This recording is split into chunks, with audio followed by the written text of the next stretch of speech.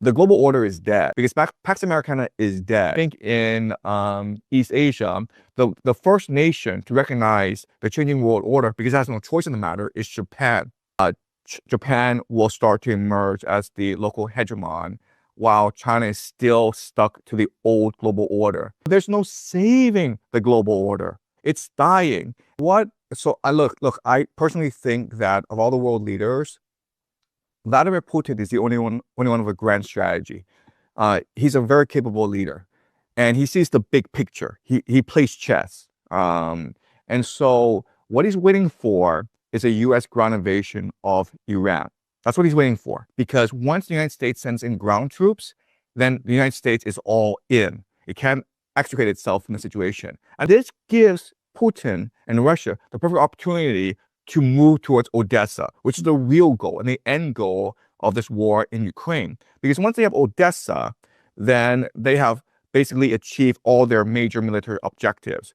And so what's going to happen is, so that I think is the grand plan that Putin has, and it's going to work. What does this mean for the wider world order? Because this idea of the international distribution being focused around U.S. global primacy, legitimized then by liberal democratic values, this world order, the post-Cold War world order of liberal hegemony, is gone.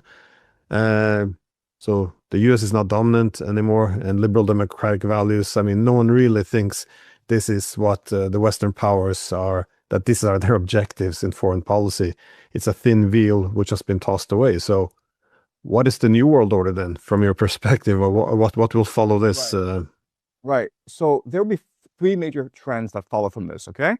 The first major trend is deindustrialization, because you don't have access to cheap energy. So you need to make your economy much more balanced. Before, we had the growth of urban centers, which engage in the knowledge economy, which engage in AI, in EV, in solar panels, right? But all of that requires access to cheap energy, which is what the Middle East provided. But now that the Middle East is going to be destroyed or be engulfed in war for the next 10, 20 years, you have to deindustrialize. You have to focus more on self-sufficiency. Okay, so that's the first trend, deindustrialization. Second major trend is mercantilism. Okay, and what I mean by that is that the global order is dead. And so what you need to do is basically focus on local trade or creating your own supply networks, spheres of influence. Okay, and the third major trend, which is the most troubling, is remilitarization. Because Pax Americana is dead, and Pax Judaica is not interested in protecting you from big bad bullies, okay? So it's either you rearm as soon as possible and defend yourself, or you'll be eaten alive by a wolf, right? So I think in East Asia, the first nation to recognize the changing world order, because it has no choice in the matter, is Japan. I think that they brought in Prime Minister Takaichi because she appealed to the young, and she has the charisma to galvanize the young to make the sacrifices necessary in order to deindustrialize, remilitarize, and create a self-sufficient economic system. So I think that Japan will actually suffer in the beginning, but they will actually be in the forefront of global change. And nations that absolutely refuse to make these three necessary changes will be the most likely to suffer. And quite honestly, I have very little hope for my own country, which is China. I think that because of these changes, Japan will start to emerge as the local hegemon, while China is still stuck to the old global order. But in the short term, what this means is that the United States and China will have a rapprochement. Okay, so even though this war has started, Trump will still visit Beijing March 31st, at the end of this month, for a 3-day state visit. And I think that people will be surprised by how friendly and productive this meeting will be. And in fact, actually this year, there are scheduled 3 major summits between China and the United States.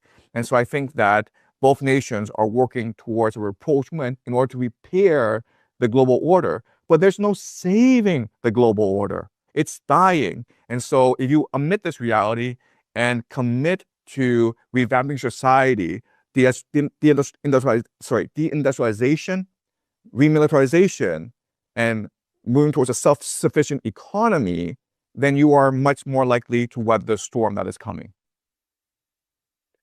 You say that China's stuck in the old world order, and one can see why. With 40 years of unprecedented prosperity and growth in human history, one can see why one would want to, at all costs, keep this world going, even though it already went away. It's not that unlike the Europeans, though, because then the 90s, was a rebirth of Europe, or thought together with the US was the center of the world. I remember having books at university which were with the title "Why the 21st Century Belongs to Europe." I mean, this was kind of the mentality. I thought that was also always a bit ridiculous, but anyways, there was reason for optimism, it seemed. So that's why they also cling on to a world order which is dying, which is why they're not able to adjust to the new world. One place, though, where there's a lot of pressure to readjust to the new order is Russia. That is, the spokesperson Peskov. He made a comment now recently saying that we have lost we have all lost what we call international law. So the system is essentially dying, if not dead. And I think what really shook them was the decapitation strike on Iran, because this is, the desperate act of a dying empire. And why wouldn't they do the same towards Russia? Indeed, they've been attacking their nuclear deterrent very openly, I would say. I think this is likely that they tried to assassinate Putin at Valdai with this attack, at least, is a theory. And again, why wouldn't they go for a decapitation strike against Russia? This is what many are thinking. They look what they done to Iran. There's no rules. So why then is Russia doing this slow war of attrition? And also, they did this at the expense of their deterrent. That is, they allowed the Americans and the Europeans to openly, launch missiles deep into Russia. You can have a German chancellor sitting on stage saying, "Oh yes, we imposed untold casualties on the Russians." I mean, there's so much pressure now on the Kremlin to drop this, whatever they've done the past 4 years, and why not do like the Iranians?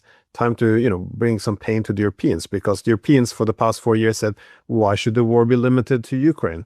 Why not also extend it to Russia? Well, why shouldn't the Russians bring it to Europe? This is what I see as the direction, which is, terrifying, because this is a recipe for a much larger war. I was wondering, how do you see this, the Russian component here? Because, they're also one of the great powers. Right. So I personally think that of all the world leaders, Vladimir Putin is the only one with a grand strategy. He's a very capable leader, and he sees the big picture. He plays chess. And so what he's waiting for is a U.S. ground invasion of Iran. That's what he's waiting for, because once the United States sends in ground troops, then the United States is all in. It can't extricate itself from the situation. And at any point, the United States can stop this air campaign and say, you know what? We killed the Ayatollah. We destroyed the Iranian nuclear threat. So we're going to go home, guys. Goodbye, okay?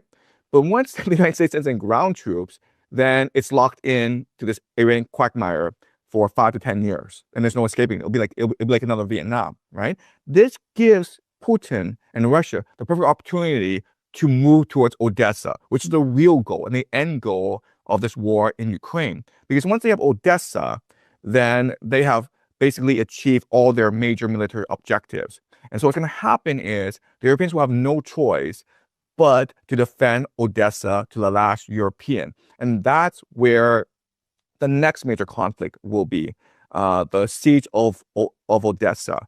And if the siege of Odessa were to happen, the Europeans would exhaust themselves defending against the Russian attack.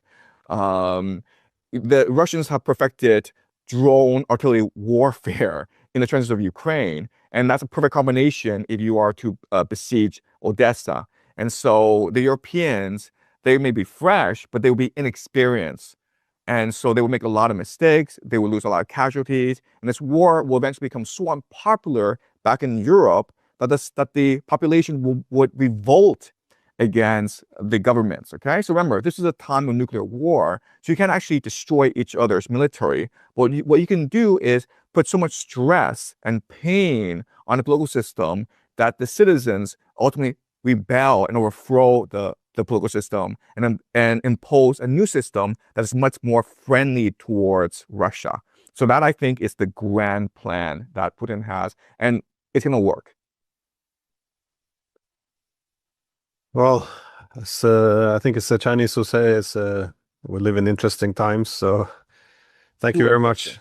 Huh? It's much too interesting.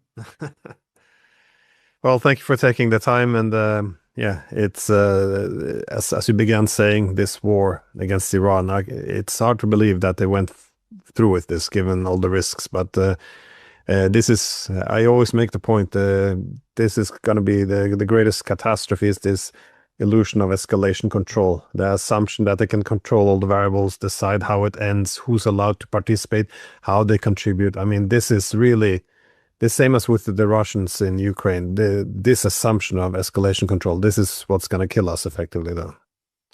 Well, I will say this. I made this prediction 2 years ago. The United States would invade Iran. I've been saying for 2 years consistently that this would happen. The moment that it happened, I was shocked and bewildered, and I couldn't sleep because I was like, why would they do this? So yeah, I mean, I sympathize with what you're feeling. 播报新闻是我的日常，必须时刻保持妆容和皮肤的最佳状态。当来到人生中最重要的时刻，也是 KS 逆时奇迹帮助我轻松驾驭，闪闪发光。